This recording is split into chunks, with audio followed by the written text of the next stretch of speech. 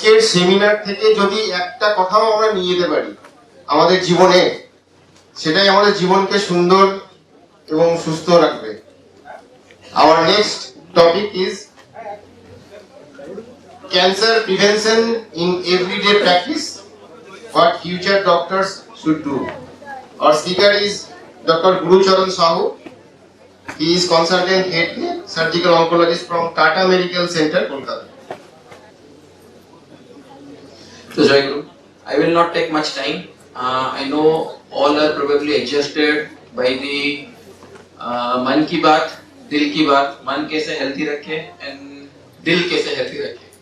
अब एक important aspect पे आते हैं जो which is going to be a term called replicative immortality, means whenever we are living life, we know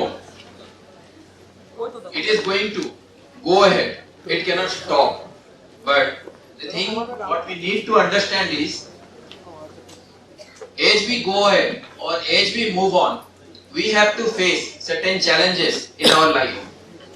Those challenges can be मन से हो सकता है, तन से हो सकता है, दिल से हो सकता है, और ये सब को हेल्दी ना रखने के कारण नॉन कम्युनिकेबल डिजीजेस के कारण हो सकता है. So I am going to talk about one of the non communicable diseases that we face day to day in our life, which is increasing like the number of nuclear weapons increasing in this world, or Dr. Smarak has told as the wealth is increasing in share market.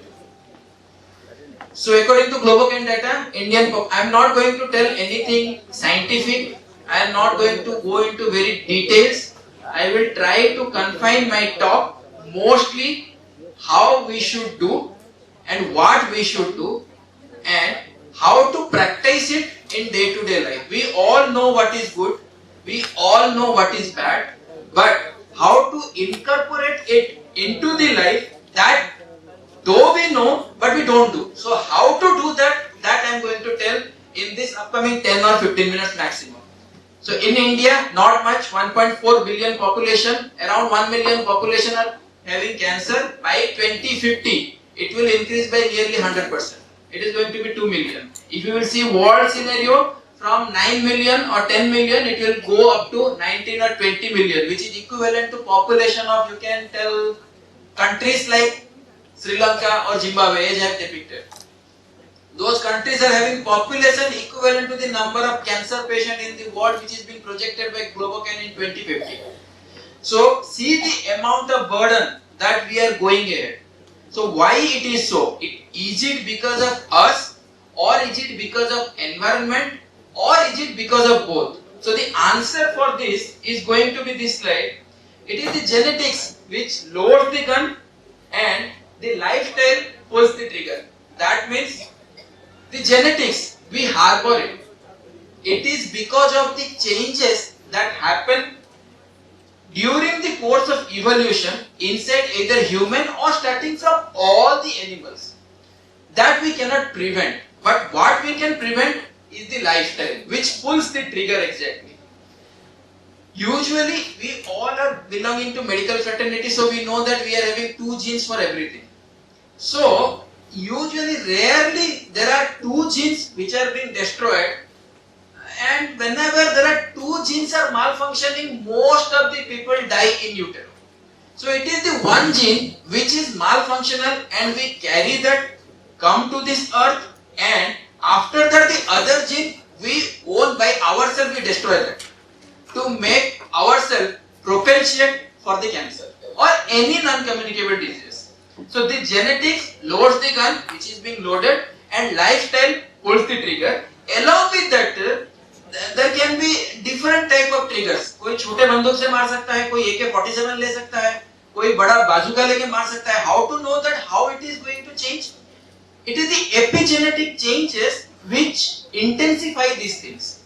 So the genetics, epigenetic changes and our lifestyle make us prone to all the most of the non-communicable diseases. Those who are practicing non-communicable diseases in their practice, they will understand this very clearly. So how the lifestyle is going to be in our hand? the most important thing in lifestyle is the physical activity. Nowadays, after the era of COVID particularly, the physical activity of all of us, everybody will agree that it has decreased to that extent that we are not at all used to go outside, play in the field, sweat ourselves, make our all organs active. Neither us nor our children are learning that. Everybody is having at the age of 3 years or 4 years big glasses, wearing, holding a mobile, playing video game. This is the common practical scenario we all are seeing. I don't know whether you are agreeing or not, but it is a practical scenario. And this burden is going to increase day by day because of the concept of nuclear families. So that's why we are not incorporating the exact affection and love of all the family members. I'm not targeting anything, but the father is busy in his mobile, his work, mother is busy in his mobile, in his work, and the son or daughter which is present at home, whenever he comes to father, father will tell go to mother, mother will tell go to father, son or daughter is confused where to go. So he cannot find the way where to go, so he adopts a lifestyle. This lifestyle changes all the dynamics in upcoming 60 to 80 years. Let us calculate 80 years of life. In that 80 years of life, we usually around 25 years spend by sleeping. Everybody will agree to it. At least 8 hours sleep per day. 1/3 of the life spends by sleeping. It is more definitely. Why? In the very infancy, it may be 16 hours or 18 hours sleep. So in 80 years, if you will calculate more than 25 years, we will spend in sleeping only. Now, why that is being derived? It is derived because that 25 years make us active for rest 55 years to work in a balanced life. So whenever there is no physical activity, you can see the number of cancer highlighted in red that are being associated with lack of physical activity leading to obesity, lead to the type of cancers. Lifestyle, one of the very important factor. One story I will just tell in my personal experience. I was going through a flight, waiting in the lounge, I found one of my, I'll not tell friend, he's a senior to me in my medical college. He came and close to me asking, are you Guru Charan? I told yes. Why, how are you? Where are you? Like that we discussed. He asked me, can we have a cup of coffee or tea? I told that I don't drink tea or coffee. Thank you. You carry on. I will be with you, accompanying you, not wasting your time. Then he agreed. Then he went to ask me that एक छोटा beer हो जाए. I told that I don't drink beer at all. I have never touched it yet. Then he asked, okay ठीक है तो फिर मैं ले सकता हूँ ना? मैं बोला yes you can take. I don't deny you if it is your lifestyle, but I will suggest you at least live for this time being as long as you are with me. Then he confused. He asked me that then you must be smoking as a medico. I told I never smoke, and a person who smokes I usually vomit it out. So this is the factor. These three things he asked me. After that, all these three things, fortunately he did not neither smoke nor took alcohol in front of me, giving me respect or out of whatever may be the reason. After that he told that it is a 3-hour layover at Mumbai airport. I was traveling to one of the place. So he told me that in that 3-hour airport, dinner was about to be consumed. So he asked me, let us have dinner together. I told, yeah, we will have dinner together, but I will take roti that I have got with me. So he told that then I will order a chicken. Let's have here. I told that I don't eat onion and garlic. Then he asked me, why are you leaving? He asked me, why are you leaving? Neither smoking nor alcohol, no non-veg, why are you leaving? Then I answered him one thing. I told this before also. I answered him one thing. You are buying happiness out of spending your life. I am living life to become happy. This is the difference that you will understand from this. So the tobacco or alcohol that we consume is very much detrimental. In our young age, if you will see Indian data, how much Indian population consume tobacco? It is 33 crore Indian population which consumes tobacco, which is equivalent to the entire USA population. This is the burden of tobacco in India. I will not tell the place. I have been to that place for screening program and I have seen 7-year-old kid taking a pan parak and eating in his mouth, telling that, "Sir, आपकी बात है यहाँ पे?" He is asking like this. This is the lifestyle nowadays.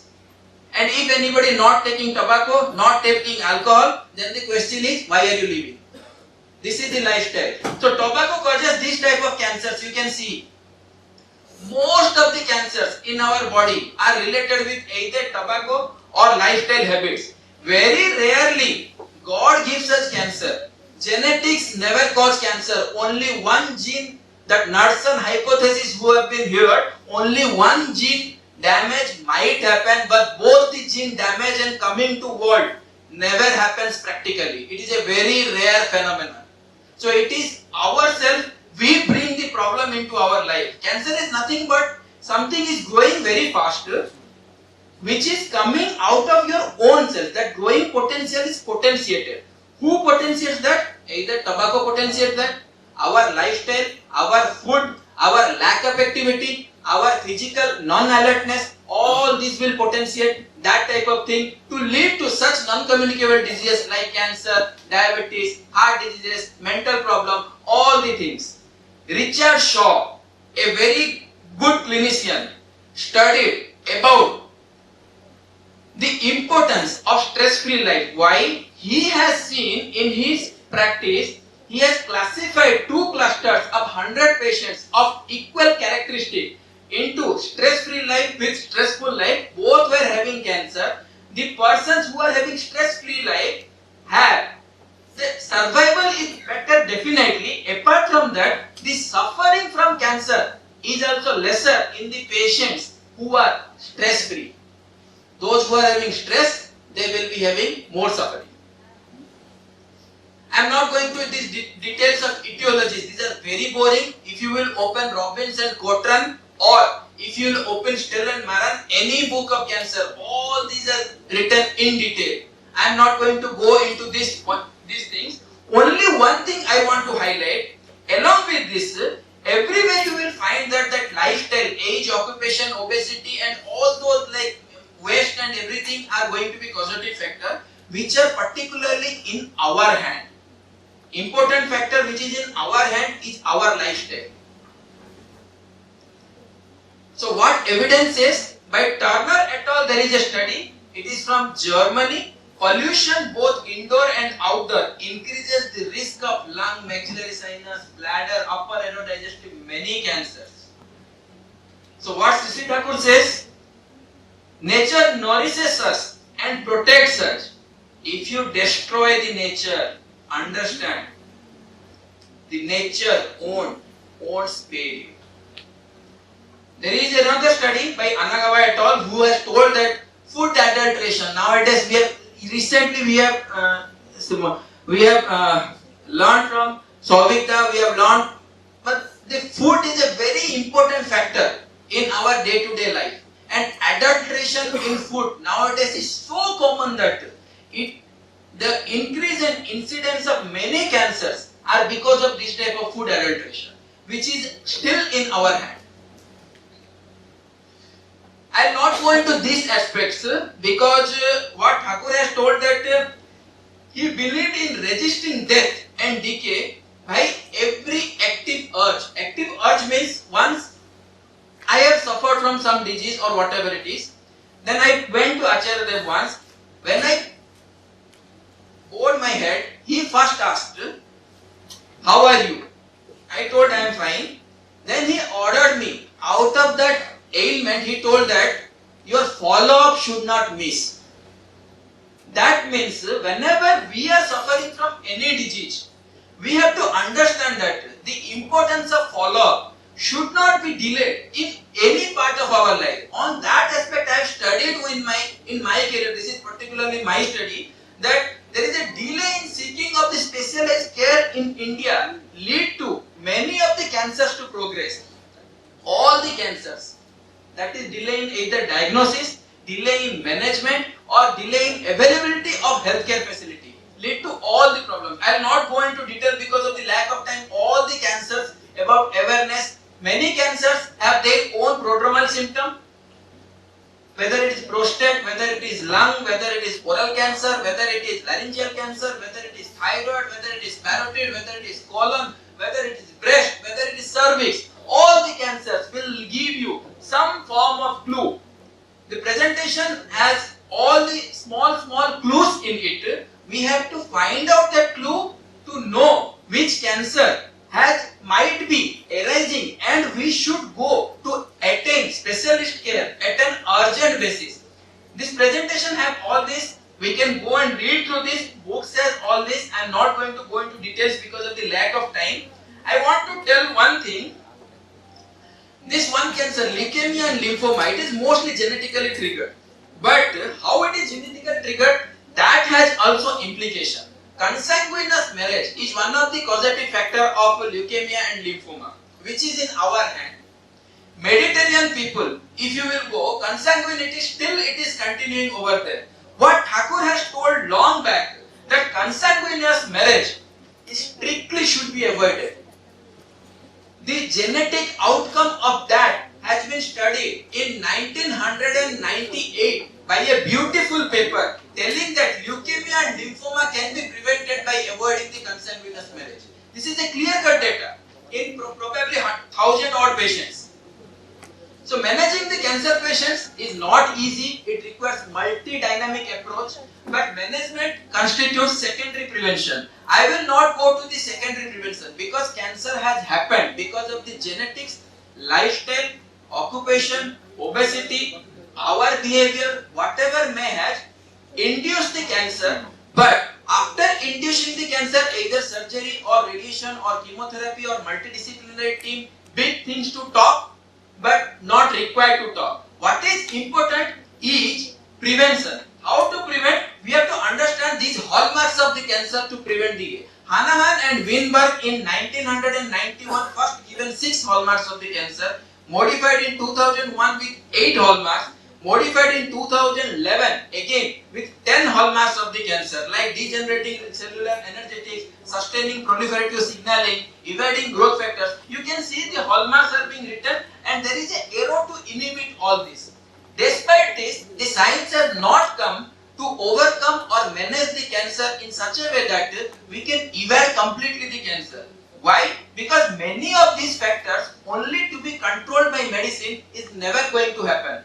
There is a study by Ian Ganley from MSKCC, Memorial Sloan Kettering Institute of Cancer Care, one of the oldest cancer centers in world. What they have studied? Meditation and stress-free life.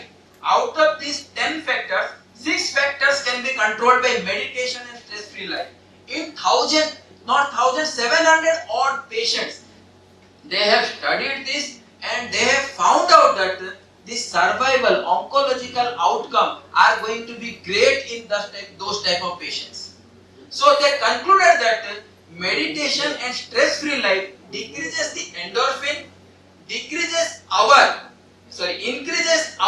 mood, and the mental well-being makes us happier in this life, that lead to the increase in survival and decrease in the suffering. What Thakur has told also the same thing. You have to actively fight against death so that you have to resist death and you will enjoy life.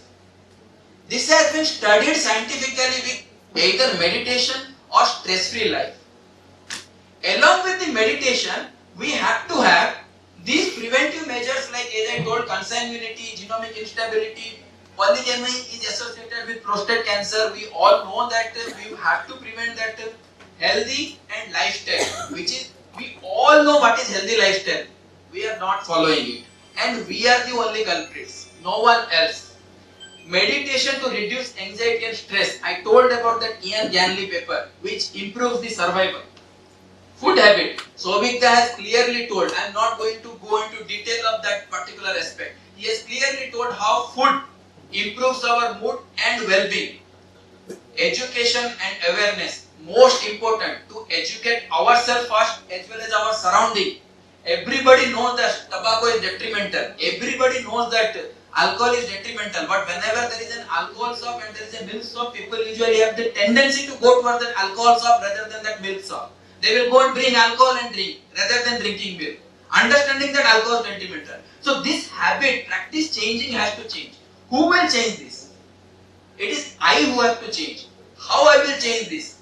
By loving someone who will tell us which is good, which is bad. That is called living idol, what Smarak Bhai has talked just now. That living idol we have to accept, to understand which is good and which is bad, to prevent this type of non-communicable diseases, diabetes, cancer, cardiac arrest, whatever may be the ailment. That prevention is most important. Then only environment will support you. We have to take care of the environment so that environment can support us as well. As well as some empathical background we should have to all the patients who are having cancer or suffering, so that they will come happily out of it. I'll just tell about my future perspectives, what I am currently doing right now. The genomic instability which is happening in vitro, that we are studying right now in vivo, how to improvise our genetic system so that the cancer can be prevented. With National Institute of Biomedical Genomics, we are conducting certain proteomic research. But all these things to prevent cancer, and we have to understand very importantly the 6 D's of life to prevent cancer. How? With our lifestyle. First D, we have to determine that what we want to do. We have to have that determination that this is the good thing that I have to do. Along with that, desire. मेरे साथ जो बैठ के alcohol P रहे हैं, उसका Dzire alcohol है, लेकिन उसको समझना होगा कि मेरा ये डिजायर, ये पर्पस ऑफ लाइफ नहीं है. I have to have desireful to do the good things. Determination, desire, dedication. Dedication मतलब जो whatever I have thought, I have to do it dedicatedly. That this is good. अरे मुझे ये आज अच्छा लग रहा है, मैं आज कर लूँगा. कल ये अच्छा नहीं लग रहा है, नहीं करूँगा. It is not going to happen. How to get that dedication? Somebody asked me that आप मंदिर कभी जाते नहीं हो, मंदिर में जाके चढ़ावा कर सकते हो, 30 रुपए 40 रुपए देके भगवान को ये कर सकते हो. अरे मुझे मंदिर जाने की जरूरत नहीं, मैं हर दिन सुबह इष्टवृत्ति करता हूँ, 3 रुपए हर दिन देता हूँ. 7 दिन में एक बार मंदिर जाने की मुझे कोई जरूरत नहीं है, मैं ठाकुर जी को हर दिन देता हूँ. That dedication of giving and loving, that will come only when we will attach to that love, Lord. Dedication. So determination, desire, dedication. Doing. I have to do. Nobody is going to do for myself. Direction. In proper direction, we have to go. Straight line is the shortest distance between the 2 points. Who has taught us? A teacher has taught us. So in life also, this teaching of direction going in proper way will be given by living idol. If all these 5 D's constitute 50%, then the destiny will come to you and tell that you are successful, you have a healthy lifestyle, you have avoided many diseases, non-communicable diseases, which can only be possible by attaching with the living Lord. Joy Guru. Thank you.